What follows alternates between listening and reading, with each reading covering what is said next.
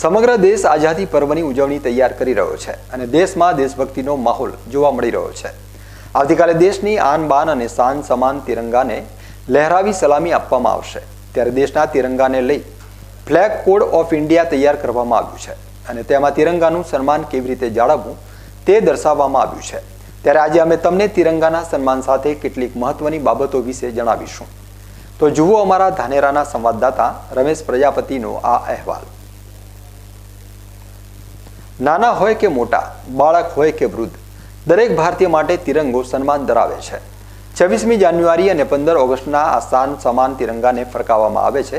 દેશના તમામ લોકો શાનથી લહેરાતા તિરંગાને સલામી આપતા હોય છે, પરંતુ આ તિરંગાનું સન્માન જાળવવું પણ ખૂબ જ જરૂરી છે અને ભારતીય બંધારણમાં તિરંગાના સન્માન માટે વિશેષ નિયમો બનાવવામાં આવ્યા છે અને તિરંગાનું માન સન્માન અને તિરંગા લહેરાવા બાબતેના નિયમોની જાણ દેશના દરેક નાગરિકને રાખવી પણ જરૂરી છે। ભારત દેશના રાષ્ટ્રીય ધ્વજને લઈ કાયદો બનેલો છે, જે મામલે Dhanera police inspector A.T. Patel સાથે ખાસ મુલાકાત કરી નિયમ અને કાયદા વિશે વિસ્તૃત માહિતી રજૂ કરવામાં આવી છે। ફ્લેગ કોડ ઓફ ઇન્ડિયા અંતર્ગત તિરંગાની ગરિમા અને તેનું માન જાળવવું દરેક નાગરિકની ફરજ છે। ફ્લેગ કોડ અનુસાર રાષ્ટ્રધ્વજ ફરકાવતી વખતે તેનું સન્માન જળવાય તેની પૂરતી તકેદારી રાખવી પણ જરૂરી છે।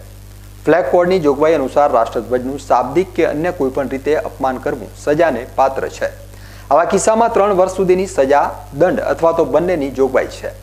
આ ઉપરાંત રાષ્ટ્રધ્વજના ઉપયોગ બાદ અનિવાર્ય કિસ્સામાં તેનો નિકાલ કેવી રીતે કરવો તેને લઈને પણ અલગ જોગવાઈ છે, જે મુજબ જો રાષ્ટ્રધ્વજ ક્ષતિગ્રસ્ત થાય તો તેનો સંપૂર્ણપણે ખાનગી રીતે નિકાલ કરવો જોઈએ। જો રાષ્ટ્રધ્વજ કાગળનો બનેલો હોય તો તેને જમીન ઉપર કે પાણીમાં ફેંકી શકાય નહીં।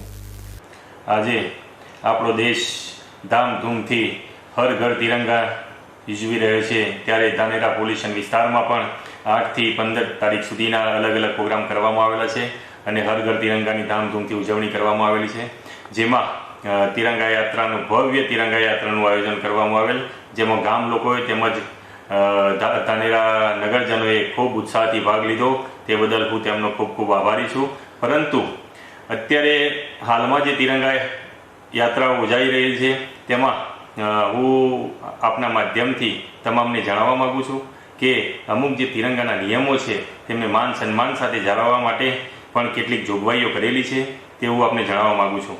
તો ફ્લેગ કોડ ઓફ ઇન્ડિયા અંતર્ગત જે આપણો તિરંગો છે એની ગરિમા જળવાવી જોઈએ, એનું સન્માન જળવાવું જોઈએ। તે અંતર્ગત ધ્વજ ઊંધો ફરકાવવામાં ન આવે, ધ્વજનો ભગવો ભાગ ઉપર રહે તે રીતે એને ફરકાવવો જોઈએ। ક્ષતિગ્રસ્ત તિરંગો હોય તો એને પ્રદર્શિત ન થવો જોઈએ। તિરંગાનો કોઈ પણ ભાગ જમીન કે પાણીને અડવો ના જોઈએ।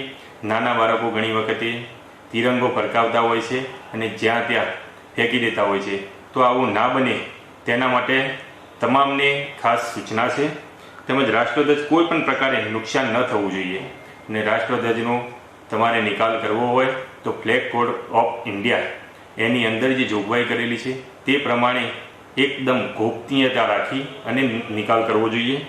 તમામ નાગરિકો હવેથી કોઈ પણ સમયની પાબંદી છે નહીં। પહેલાં એવું હતું કે સૂર્યાસ્ત સુધી જ તિરંગો ફરકાવવાનો હતો અને તિરંગાને માન સન્માન સાથે સૂર્યાસ્ત બાદ ઉતારી લેવામાં આવતો હતો, પરંતુ ફ્લેગ કોડમાં સુધારો કરવામાં આવેલો છે અને હવેથી તમામ નાગરિકો, ખાનગી સંસ્થાઓ, સ્કૂલ, ઘર, તમામ જગ્યાએ 24 કલાક તિરંગો ફરકાવી શકાશે।